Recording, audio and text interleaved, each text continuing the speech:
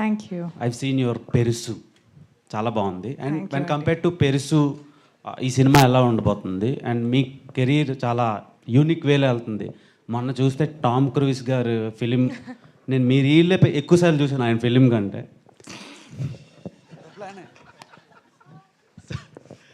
So ఆయనకు చెప్పకండి. అది నాకు ఒక చాలా డిఫరెంట్ అనిపించింది అండి. ఫిలిం ఎలా ఉండబోతుంది, మీ కెరీర్కి ఎలా ప్లస్ అవుతుంది? అండ్ ఓన్లీ అలాంటి కైండ్ ఆఫ్ ఫిలిమ్స్ అయినా ఏమైనా రొమాంటిక్ ఫిలిమ్స్ కూడా చేసే ఆలోచన ఉందా?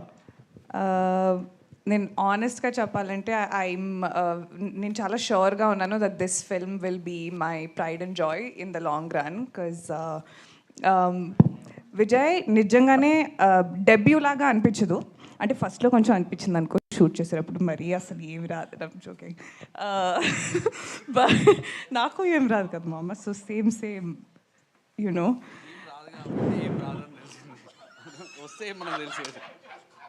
నేను చేసిన దానికంతా నువ్వు క్రెడిట్ తీసేసుకున్నావు కదా. ఇప్పుడు నేను బాగా చేయకపోయినా నువ్వు చేయించావు అనుకుంటారు. సో అక్కడ కమిట్ అయిపోయావు నువ్వు. I just felt like the story fit in with నా సెన్స్ ఆఫ్ హ్యూమర్ అండి. తింగర్ అని చెప్పారు కదా, కొంచెం మొత్తం స్టోరీ కూడా తింగరగా ఉంటుంది. And the cost also was fantastic. And నాకు ఒక మంచి లెర్నింగ్ ఆపర్చునిటీ లాగా అనిపించింది. అండ్ తీసుకున్నారు కాబట్టి చేస్తున్నానండి. మీరు ప్రమోషన్కి వెళ్ళారు కదా, మిషన్ ఇంపాసిబుల్ టామ్ క్రూజ్, ఇక్కడికి ఏమైనా తెచ్చే ఛాన్స్లు ఉన్నాయా మీ సినిమాకి? ఎవరు? టామ్ క్రూజ్ అండి. అంటే నిన్నే ఫోన్ చేశాను టామ్కి, కొంచెం బిజీగా ఉన్న తర్వాత ఫేస్ టైం చేస్తా అని చెప్పాడు. ఓకే టామ్ అని. భయ్యా నీకు, నాకు కాదు, టామ్ భయ్యా. సో నో అండి. I you seriously asking me? I hope yeah okay. Okay. And Priyadarshi గారితో, రాగ్ మయూర్ గారితో అండ్ ప్రసాద్ బెహారా గారితో వర్కింగ్ ఎక్స్పీరియన్స్ ఎలా ఉంది? వాళ్ళు స్టార్స్ ఇక్కడ. I'm a huge Darshi fan. I think he's a fantastic actor అని చెప్పమని చెప్పాడు. సో అందుకనే ఫస్ట్ డే ఫినిష్ చేస్తున్నాను. But no, he's truly an incredible actor. రాగ్, విష్ణు, ప్రసాద్ ఆన్ కెమెరా ఏం చూస్తారో ఆఫ్ కెమెరా ఎగ్జాక్ట్లీ సేమ్ ఉంటారు. బట్ మేబీ ఇంకా 10 రెట్లు ఎక్స్ట్రా తిక్క. So I really enjoy working with them. And for a long time ఇది నా ఫేవరెట్ కాస్ట్ అండ్ క్రూగా ఉంటుంది అని నేను అనుకుంటున్నాను. డైరెక్టర్ గారు, సో అనుదీప్ మీరు కలిసి ఉన్నాను అన్నారు, కలిసి డిస్కస్ చేశాను. మీ పైన ఆయన ప్రభావం ఎంత ఉంది, సినిమాలో ఆయన ఇన్వాల్వ్మెంట్ ఎంత ఉంది? ఆల్వేస్ అనుదీప్ ఒక వెల్ విషర్ అండి. సీన్ బాగున్నా కూడా నాకు ఒకసారి పంపి నేను చూస్తూ ఉంటాడు. మామ మంచిగా ఉంది అన్నా కూడా ఒప్పుకోడు, అంత వెల్ విషర్. సో స్క్రిప్టింగ్ అంతా నేనే కంప్లీట్ చేసుకున్నా కూడా ఒక బ్యాక్ బోన్లాగా ఆల్వేస్ సపోర్టింగ్గా ఉంటుండే యాజ్ ఎ ఫ్రెండ్గా. సో తనే కాకుండా ఉన్న అందరు ఫ్రెండ్స్ అందరూ కూడా హెల్ప్ చేస్తుంది. ఆయన ప్రభావం స్క్రిప్ట్లో మీద అలా ప్రభావం ఏం లేదండి, ప్రభావం ఏం లేదు నా మీద. అంది అంటే ఆ జోక్ తను రాసే ఏవైతే ఉన్నాయో అది రీచ్ అవ్వాలన్న దాంట్లో ఉంటుంది. ఆ లెవెల్లో రాయాలనే ఒక ఇన్స్పిరేషన్ అయితే ఖచ్చితంగా ఉంటుంది. సో అలాంటి ప్రభావం ఉంది ఖచ్చితంగా. ఇందులో ఏమైనా కనిపిస్తాడా అనుదీప్? బై గాడ్ గ్రేస్ అండి, ఇంకా తీయలేదు. Vijay sir hi sir. Hi. నిజంగా ఒక కథ నిర్మాతకి చెప్పినప్పుడు నిజంగా ఇంటెన్షన్ ఉంటుంది, కొంత సీనియర్ ఉంటుంది. అయితే 10 నిమిషాలకే నువ్వు పారిపోయిన తర్వాత మళ్ళీ ఎలా వచ్చావు? అంటే సార్ లోపలికి వెళ్ళేసరికి గాడ్ ఫాదర్లా కూర్చున్నారండి. ఆ పెద్ద హాల్, అక్కడ కూర్చున్నారు. ఫస్ట్ టైం అరవింద్ గారిని చూస్తున్నాను నేను. అప్పటికే ప్యానిక్ అయిపోయినా. అంతకుముందు కొంచెం యాంగ్జైటీ ప్రాబ్లమ్స్ కూడా ఉంటుండే. సో కొంచెం ఇబ్బంది అనిపించింది. సో సార్ చెప్పి మళ్ళీ తర్వాత నేను వచ్చి మళ్ళీ నేరేట్ చేస్తా అని చెప్పేసి అన్నా. సో ఆ తర్వాత వాసు గారికి చెప్పడం జరిగింది. చెప్పిన తర్వాత వాసు గారు అరవింద్ గారికి చెప్పడం జరిగింది.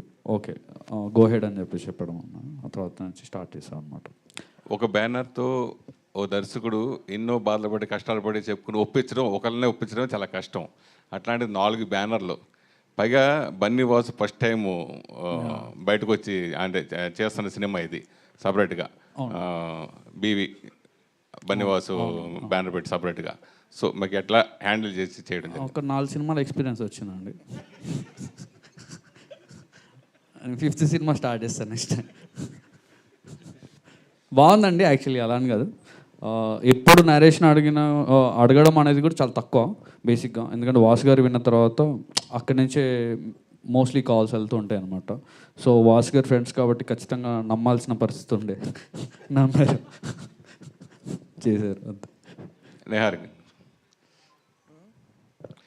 మిమ్మల్ని అరవింద్ గారు అంత ఇష్టపడడం పట్ల మీ ఫీలింగ్స్ ఏంటి? నా ఫీలింగ్సా అండి? పెంట్ హౌస్ చెప్పాను కదండి, వీళ్ళందరికీ పెంట్ హౌస్ కావాలి, నేను ఇస్తున్నాను ఆయనకి పెంట్ హౌస్ నా మనసులో. ఓకే, ఇప్పుడు వెరీ ఫ్లాటర్డ్ అండి, వెరీ ఫ్లాటర్డ్. ఇప్పుడు సోషల్ మీడియా బాగా విపరీతంగా ఇదైంది, ప్లస్ దాంట్లో ఇప్పుడు మీరు టాపర్గా కూడా ఉన్నారు కాబట్టి ఇప్పుడు వచ్చే సోషల్ మీడియా న్యూస్ల గురించి మీరు ఏం చెప్తారు? దేని గురించి? సోషల్ మీడియాలో వచ్చేదాన్ని మీరు మామూలుగా ఇన్స్టాలో బాగా ఫేమస్ కదా, సోషల్ మీడియాలో వచ్చే న్యూస్ల గురించి మీరు ఏం చెప్తారు అన్న? న్యూస్ ఓ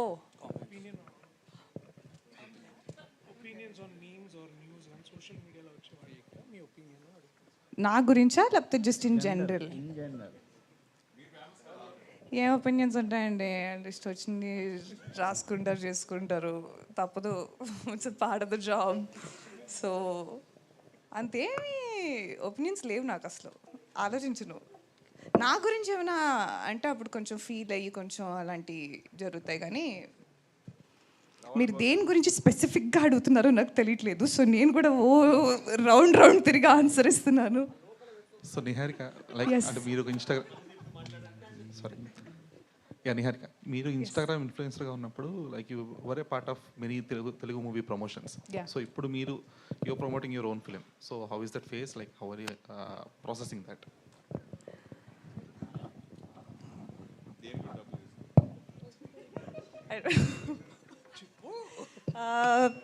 వెరీ ఫుల్ సర్కిల్ మూమెంట్ అండి. చిన్నప్పటి నుంచి సినిమాలు చూసినప్పుడు, ఒక థియేటర్లో కూర్చొని చూసినప్పుడు ఐ ఫీల్ లైక్ నేను చూసిన heroines or the lead actresses never look like me. So I never felt represented on screen. లేకపోతే నా అంత సీన్ లేదనుకునేదాన్ని. సో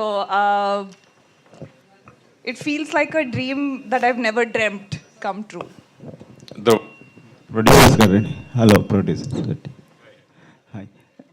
మామూలుగా ఎవరైనా సోలోగా ఒక ప్రాజెక్ట్ చేయాలనుకుంటారు, ఫస్ట్ సినిమా కానీ తర్వాత కానీ మీరు ఇంతమంది ప్రొడ్యూసర్స్ని ఇన్వాల్వ్ చేయడం దేనికండి? అంటే అందరూ ఇక్కడ ఫ్రెండ్స్ అండి. సో అలా అయిపోయింది అంతే. ఇంకా చేసాం, బాగానే చేసాం. అంటే రీజన్ ఏంటండి? కథ బాగుంది, అందరం కలిసి చేద్దామని అనుకున్నాం. అంటే ఇది ఫస్ట్ యాక్చువల్గా ఏమైందంటే వాసు దీన్ని ఓకే చేశాడు ప్రాజెక్ట్. ఆ తర్వాత మేము కలిసి చేద్దాము, ఫ్యూచర్లో కొన్ని ప్రాజెక్టులు కలిసి చేద్దామని మేము డిస్కస్ చేద్దాం. ఈ ఒక్క ప్రాజెక్టే కాదు, నేను వాసు కళ్యాణ్ మేమందరం కలిసి మల్టిపుల్ ప్రాజెక్ట్స్ చేస్తున్నాం. అందులో one of the first project. Okay, అంటే సాధారణంగా బిగ్ బడ్జెట్లో ఇట్లాంటి షేరింగ్ చాలా మంది కలిసి ఇది బిగ్ బడ్జెట్, చాలా పెద్ద బడ్జెట్ ఖర్చు పెట్టించాడు బాగా. 120 కోట్ల బడ్జెట్ అండి, ఎంతమంది స్టార్స్ పెట్టుకుని. ఓకే, మీరు అనుకున్న బడ్జెట్లో ఇచ్చాం మేము. మీరు అనుకున్న బడ్జెట్లోనే చేశారండి? మీరు అనుకున్న బడ్జెట్లోనే ఫినిష్ అయ్యేదా ఏంటండి? లేదు, డబల్ అయిందండి.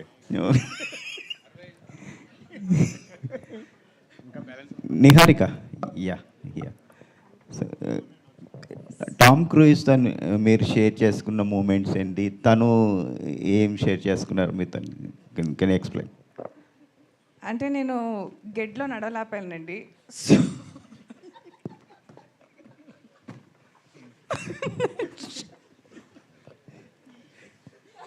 నో, నేను ఆయన టాప్ గన్లో ఇన్ మార్కెటింగ్ అండ్ ఇంటర్ కెపాసిటీలో నేను వర్క్ చేశాను actually, because when I went to film school. So there was that connection అనమాట. అండ్ అంటే మా మధ్య పర్సనల్ విషయాలన్నీ మీరు అడిగితే బాగోదండి కొంచెం. నేను అడిగానా మీరు మీ వైఫ్తో ఏం మాట్లాడుకుంటారని? నేను చెప్తాను. నేను అడగలేదని నేను చెప్తున్నాను. అడిగినా చెప్తాను. ఏంటి అని మీరు ఫీల్ అయిపోతున్నారా అండి? నెవర్ సే నెవర్ అంటారండి. ఆ గడ్డి గురించి చెప్పు. గడ్డి స్టోరీ అయిపోయింది మామ. విజయ్ మీరేం చెప్పలే జనరల్గా మ్యామ్. ఏం చెప్పాలండి? టామ్ క్రూయిస్ అంటే అదే నేను చెప్పాను కదా, నేను పర్సనల్ విషయాలు అడిగితే బాగోదండి మరి. ఇది okay okay professional questions only. So తను ఏమైనా నెక్స్ట్ మూవీలో ఏమైనా ఆఫర్ అలా నన్నే పెట్టేసుకుంటా అన్నారండి. ఓకే. నా డేట్స్ అడిగితే నేను రేపు కాల్ చేసి చెప్తా అని చెప్పి ఇంకా ఎత్తలే. ఓకే, ఎందుకని. కంగ్రాచులేషన్. విజయ్ సార్ అన్న టీజర్ బాగుంది. థ్యాంక్ యూ అన్న, థ్యాంక్ యూ. అంటే గీతా ఆర్ట్స్లో కానీ బన్నివాసు గారు కానీ సినిమాలు కొంచెం డీసెంట్గా ఉంటాయి, ఒక సోషల్ మెసేజ్తో కూడుకుని ఉంటాయి. కానీ ఈ సినిమా టీజర్ చూస్తే మీరు మాట్లాడుతుంటే చిల్లర కామెడీ అంటున్నారు కదా, సో దీంట్లో కూడా ఏమైనా సోషల్ మెసేజ్ ఉందా? టోటల్లీ ఎంటర్టైన్మెంట్ కోసమే ఈ స్క్రిప్ట్ రాసుకున్నారా? ఉంటుంది అన్న, లాస్ట్లో ఉంటుంది మెసేజ్ ఖచ్చితంగా. జోక్ సీరియస్గా లేదు, మెసేజ్ ఉందన్న. మెసేజ్ అనేది ఓ సెటరికల్ మెసేజ్ ఉంటుంది, ఓ సెటరికల్గా ఓ మెసేజ్ ఉంటుంది. ఈ స్క్రిప్ట్ మీరు ప్రిపేర్ చేసుకున్న తర్వాత ఓన్లీ బన్నివాస్ గారిని కలిసారా? ఇంతకుముందు ఏమన్నా ఎవరినైనా ప్రొడ్యూసర్స్ని కన్వే చేయడానికి ట్రై చేశారా? ఒక 10 ఆఫీసులు తీసుంటాను. తీసిన తర్వాత చేంజెస్ అయినాయి. వాసు గారి దగ్గరికి వచ్చిన తర్వాత స్క్రిప్ట్ ఒక థియేటర్ జోన్కి ఏదైతే సెట్ అవుతుందో ఆ టోన్లో షేప్ అవుట్ అయ్యింది. సో ఆ తర్వాత స్టార్ట్ చేయడం జరిగింది అనమాట. ట్రై చేశానండి, ప్రొడ్యూసర్స్ని ట్రై చేశాను. చేసిన తర్వాత నాకు స్పాట్ కరెక్ట్ ప్లేస్లో పడ్డానని నాకు నా ఫీల్. అదే మీ ఫస్ట్ ఫిల్మే గీతా ఆర్ట్స్ నుంచి, అంటే గీతా ఆర్ట్స్ కాంపౌండ్ నుంచి బయటకు వస్తుంది కదా, సో మీ ఫీలింగ్ ఎలా? చాలా హ్యాపీగా ఉందండి, చాలా సేఫ్ ప్లేస్లో ఉన్నట్టు అనిపించింది. కానీ ఇప్పుడే భాను గారు చెప్తున్నారు బడ్జెట్ 120 కోట్లు అయింది అంటున్నారు. 4 బ్యానర్లు, ఒక్క బ్యానర్తో చేయలేక 4 బ్యానర్లు పెట్టామంటున్నారు. 120 కోట్లు నా రెమ్యునరేషన్ ఎంత నా దాంట్లో? 25%. ఇలాంటివి చెప్తున్నానన్న చాలా హ్యాపీగా అనిపిస్తుంటుంది. All the best. Thank you అన్న. విజయ్ గారు ఇక్కడండి, టీజర్లో క్రికెట్ కామెంటరీతో స్టార్ట్ చేశారు కదా? అవునండి. క్రికెట్ గురించి ఇంకా ఏమైనా ఉంటుందా? అంతేనా? లేదండి, జస్ట్ టీజర్లో వీళ్ళ ఇంట్రడక్షన్ సీన్ ఆ క్రికెట్ మీద ఉంటుంది. సో క్రికెట్ మీద ఏం లేదండి సబ్జెక్ట్. ఓకే. సత్య వెన్నెల కిషోర్ వాళ్ళిద్దరూ నా క్యారెక్టర్ ఏంటి అని పోటీ పడుకునేలా పెట్టారు. ఏంటి వాళ్ళ క్యారెక్టర్స్ అసలు డిఫైన్ చేస్తారా? సత్య గారిది ఇంపార్టెంట్ క్యారెక్టర్ అండి. మరి ఆయన ఇంపార్టెంట్ అయితే వెన్నెల కిషోర్ నేనేంటి అంటున్నాను. అంటే ఆ క్యారెక్టర్ పేరే ఇంపార్టెంట్ క్యారెక్టర్ అండి సినిమాలో. క్యారెక్టర్ పేరు ఇంపార్టెంట్ క్యారెక్టర్. సో అదొక స్పెషల్ క్యారెక్టర్ ఉంటుంది. సో వెన్నెల కిషోర్ గారిది వీళ్ళిద్దరి కాంబినేషన్లో ఇంపార్టెంట్ సీన్స్ ఉంటాయి. వీళ్ళ నలుగురిని నిహారిక ఆడుకుంటుందా మొత్తం? నిహారిక అందరిని ఆడుకుంటుందండి సినిమాలో, ఎస్పెషల్లీ ప్రసాద్ బెహ్రానే. షూటింగ్లో అందరు నన్ను ఆడుకుంటారండి. బాయ్. నిహారిక గారు, ఇక్కడ యాక్చువల్గా అంటే మీరు హాలీవుడ్ ఫిల్మ్ స్కూల్లో చేశాను అన్నారు కదా, సో అక్కడ మేకింగ్ కానీ ఆ వాతావరణానికి ఇప్పుడు ఈ సినిమాకి వచ్చిన తర్వాత ఫస్ట్ సినిమా కదా, చూసినప్పుడు ఈ డిఫరెన్స్ మీకు ఏమనిపించిందండి? అంటే ఒక లెజెండరీ టీంతో వర్క్ చేశారు, లోకల్గా మన రీజనల్ సినిమా చేస్తున్నప్పుడు మీకు ఏమనిపించింది? ప్యాషన్ అన్ని చోట సేవే ఉంటుందండి. మేబీ టెక్నికాలిటీస్ అండ్ మనుషులు వేరే ఉంటారు, but I think passionate film makers ఎక్కడైనా ఇక్కడ నేను వర్క్ చేసిన కెపాసిటీ, అక్కడ నేను వర్క్ చేసిన కెపాసిటీ చాలా డిఫరెంట్. కాబట్టి అక్కడ నేను టెక్నికల్ సైడ్ చేశాను కాబట్టి చాలా హెక్టిక్గా అనిపించేది. ఇక్కడ చాలా హెక్టిక్గా అనిపించిన I go to sleep at night feeling happier. I think it's the same. Raghamohar గారు రాఘమోహర్ గారు, అంటే సినిమా బండి నుంచి చూస్తుంటే మీ గ్రాఫ్ అనేది చాలా ఇంపార్టెంట్ అండ్ కామెడీ జోనర్స్ అనేది చాలా పర్టికులర్ చూస్ చేస్తున్నారు కదా. ఈ సినిమా ఎలా ఉండబోతుంది? ఆఫ్టర్ సినిమా బండి నుంచి మీ కెరియర్ చాలా మూవీస్ చేశారు కదా, ఇది ఎలా ఉండబోతుంది అంటారా? ఇంకా నెక్స్ట్ లెవెల్ ఉంటుందంటారా? అంటే డెఫినెట్లీ లుక్ వైజ్ కానీ పర్సనాలిటీ వైజ్ డెఫినెట్లీ డిఫరెంట్ ఉంటుంది. అంటే ఇందులో స్పైక్స్ పెట్టుకొని టాటూ పెట్టుకొని సగం బట్టలు వేసుకొని తిరుగుతూ ఉంటాను. సో అది ఇప్పటివరకు వీటిలో జరగలేదు. సో చూసినప్పుడు ఐఎమ్ షూర్ ఇది రెగ్యులర్ డైలాగే, బట్ మిగతా సినిమాలకి అన్నింటికీ డిఫరెంట్గా ఉంటుంది. ప్రియదర్శి గారు, ట్రైలర్ అయితే చాలా కొత్తగానే ఉంది, కానీ ఆ పాత సినిమాలు గుర్తొచ్చాయి మేబీ. జాతిరత్నాలు, బ్రోచేవారు ఎవరు? ఓకే, మీరు ఇందాక చెప్పారు కామెడీ టైమింగ్ అనేది ఒక స్క్రీన్ ప్లే పట్టే ఉంటుంది, టఫ్ అని ఉంటుంది అన్నారు. సో ఆయన చెప్పిన స్క్రీన్ ప్లేలో మీకు బాగా టఫ్ అయింది అని పుల్ ఆఫ్ చేయడానికి కష్టమైన సీన్ ఏంటి దీంట్లో? సెటైర్ ముఖ్యంగా ఏంటంటే మీరు ఇందాక చెప్పిన సినిమాలు కానీ వాళ్ళు రాసే ఆ దర్శకులు రైటర్స్ రాసే ఆ వ్యంగ్యం ఏదైతే ఉంటుందో దానికి మళ్ళీ అలాంటి ఎప్పుడు వస్తాయో అని ఎప్పుడు అనుకునేవాడిని.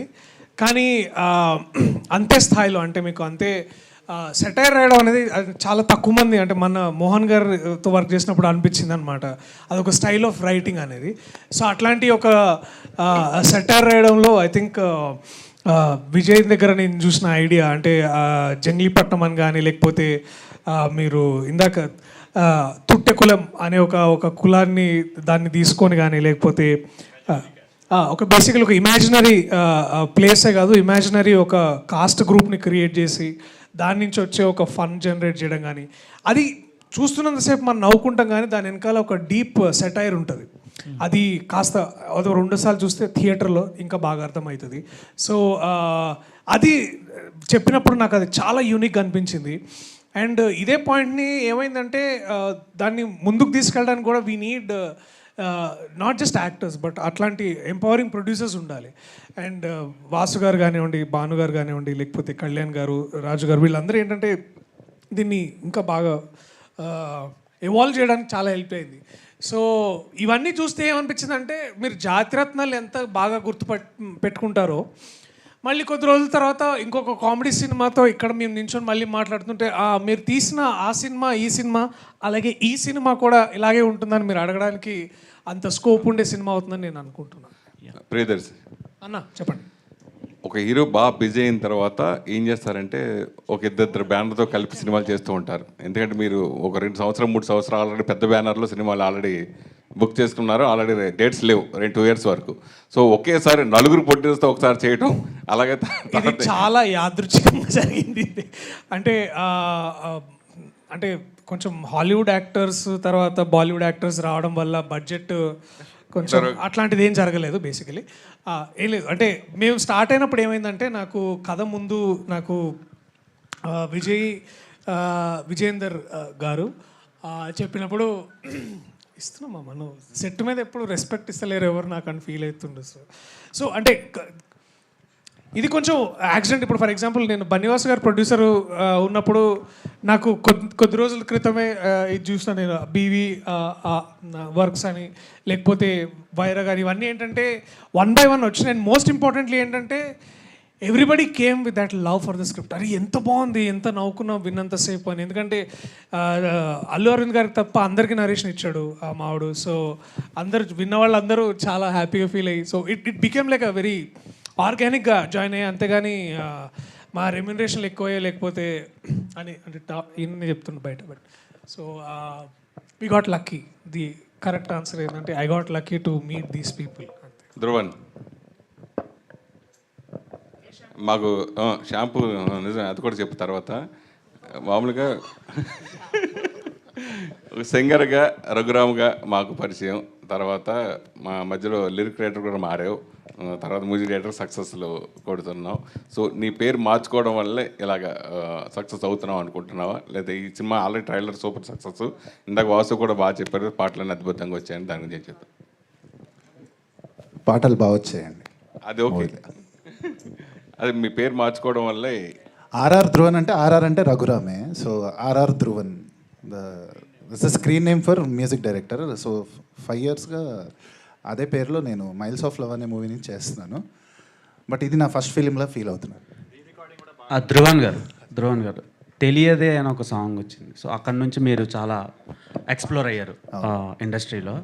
సో ఆ సాంగ్ తర్వాతలా చాలా మ్యూజిక్ విన్నాం, కానీ మీ పర్టికులర్ ఫిలిమ్స్ అయితే చాలా తక్కువ కంపోజర్గా. సో ఈ సినిమా చూస్తే మొత్తం కామెడీ జానర్లో ఉంది. ఇలాంటి ఫిలిమ్స్కి మ్యూజిక్ చాలా ఇంపార్టెంట్. మీరు విజయ్ గారు మీరు కన్సల్ట్ అయ్యారా, లేదా ఆయన మిమ్మల్ని అప్రోచ్ అయ్యారా? First question. అండ్ దీనికి కంటిన్యూషన్ ఏంటంటే ఇందాక శ్రవంతి గారు మీకు మోవా అని పిలిచారు, మోవా.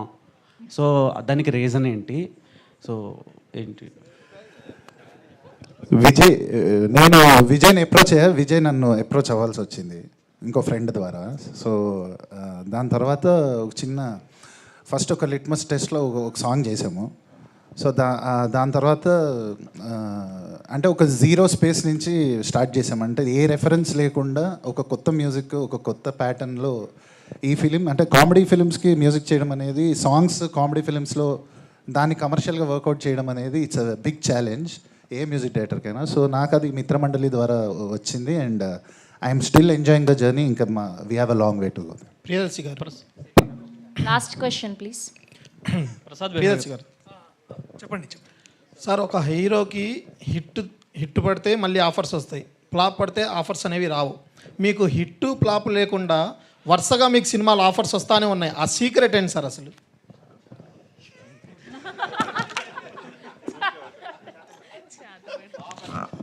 అంటే నేను అంటే అదొక ఇంట్రెస్టింగ్ పర్స్పెక్టివ్. నేను అట్లా ఆలోచించాను. ఎందుకు అంటే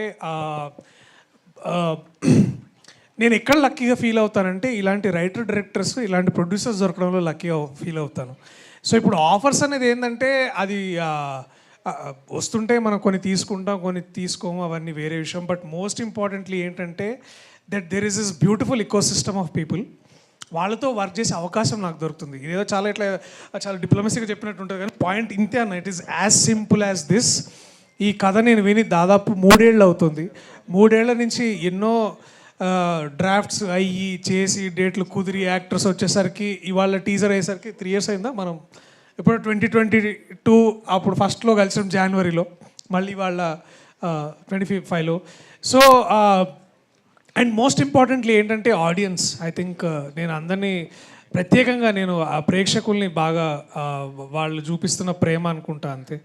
and firstly lastly it is the writers, directors and producers. వాళ్ళ వల్లే నేను ఇక్కడ ఉన్నా. విజయ్ గారు, ప్రసాద్ బెహ్రా గారు, విజయ్ గారు, మీరు రీసెంట్ ఇంటర్వ్యూలో మీరు ఒక మాట చెప్పారు, ప్రసాద్ బెహ్రా అంటే ఎవరికి తెలియనప్పుడు నేను చాలా హ్యాపీగా ఉండేవాడిని, ప్రసాద్ బెహ్రా అంటే అందరికీ తెలిసిన తర్వాత హ్యాపీనెస్ పోయింది అని.